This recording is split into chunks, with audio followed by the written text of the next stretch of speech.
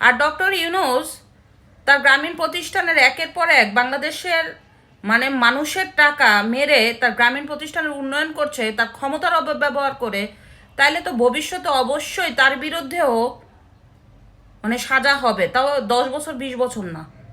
যদি 60 কাঠা প্লটের জন্য শেখ হাসিনার বিরুদ্ধে 21 বছর কারাদণ্ড হয়, তাহলে 660 কোটি টাকা আত্মসাৎ করা আত্মসাৎ বলতে কর্মকুফ করার জন্য তার কত বছরের কারাদণ্ড হওয়া উচিত আপনারাই চিন্তা করেন।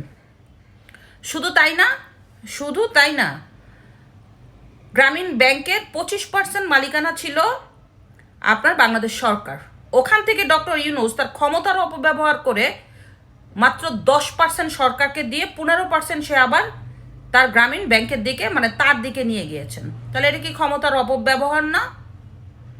এবং তার ক্ষমতার অপব্যবহার করে সে ম্যান পাওয়ারের লাইসেন্স নিছেন, ডিজিটাল ওয়ালেটের লাইসেন্স নিছেন, গ্রামীণ ইউনিভার্সিটির লাইসেন্স নিছে, 14 মাসে 14বার বিদেশ সফর করেছে, আর বসে বসে বাংলাদেশকে ধ্বংস করছে।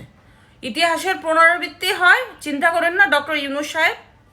আপনার বিরুদ্ধেও হবে, যদিও আপনি বাংলাদেশের চিন্তাও করেন না, আখের গুছিয়ে ফেলেছেন।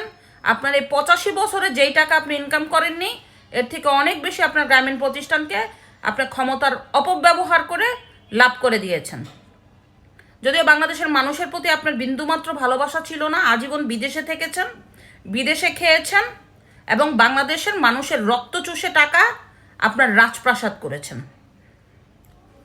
6,000 টাকার বেতনের কর্মচারী এখন হাজার হাজার কোটি টাকার মালিক।